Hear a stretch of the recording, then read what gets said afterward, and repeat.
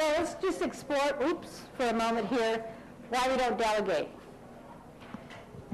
I have a problem with Jenny, my accountant, delegating. Because for her, sometimes it's easier just to do it herself. She thinks it's faster to do it herself. And maybe in the short run it is, but in the long run it isn't. You got to let go of things. You know, there's things that I used to do all the advertising in the company. And at one point I said, you know what, I am just tired of doing this. I'm going to just delegate it and get rid of it. I used to do the floor schedule for the calendar every month, assign the floor time for all the agents. I did that for years. I got tired of it one day and said, I'm not doing this anymore. I'm going to delegate it to the front desk. So I did. Now it becomes part of their job. So, you know, when you got something going on and you're really tired of doing it, and you've been doing it for a long time, give yourself a break. Delegate it to somebody else. We take turns in the company taking the bank deposits, the officers of the company. And for a long time I did it. And then I got into this streak, I'd forget the deposit and I'd leave it in the office. And so I did this like 2 or 3 times, and Mary said to me one day, maybe I should start taking the bank deposits. I'm going, you know, maybe you should. Maybe I need a break. So, you know, recognize when you need a break and let it be okay. Give yourself permission and figure out who you're going to delegate it to.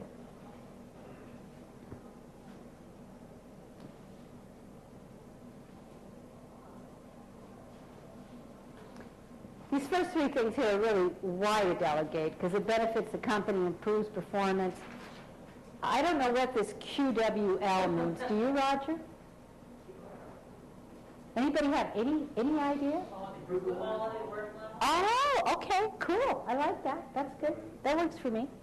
Okay.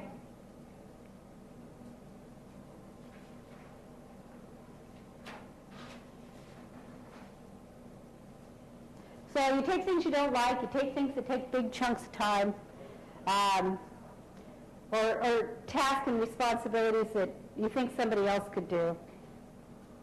And when you recognize that somebody in the office is ready for more responsibility, and that will happen.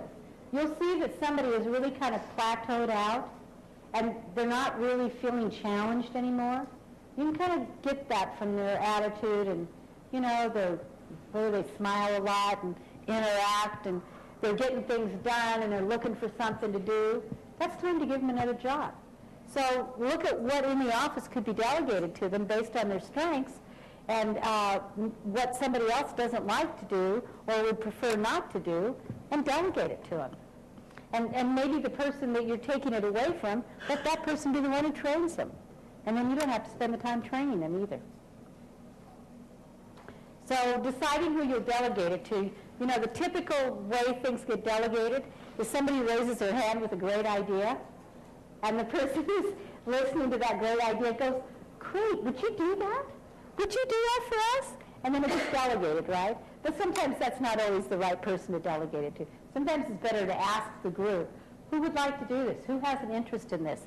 Maybe somebody does have an interest that you wouldn't think of. And you need to ask that question to find out.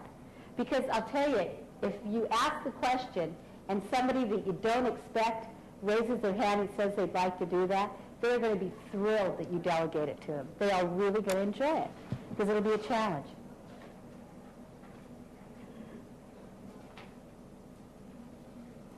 And then you have to have ways of tracking what they're doing and how they're doing it to make sure that it works out okay. You know, the bookkeeper that I had for 6 years that I finally let go, she came to us one time and said, I really want to be the backup for the owner trust. And when our accountant goes on vacation, I want to be able to fill in for her. I want to do that. And I said, okay, the accountant will take some time and train you because she is planning a vacation.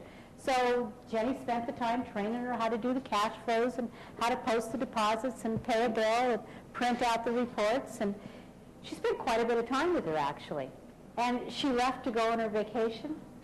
This person didn't get it. They didn't learn it. But they were afraid to say that, so they didn't do the work. So when Jenny came back after 3 or 4 days, there was everything piled up, and nothing had been done. And the person hadn't said anything to me about not doing it, or not being afraid to do it, or not being able to do it. So you do have to pay attention when you delegate something to somebody that they can do it, and follow up and have some method of knowing that they're going to get it done, and that the work is getting done.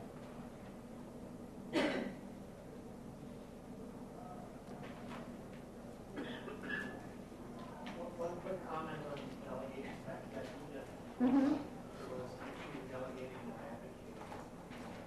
Sarah,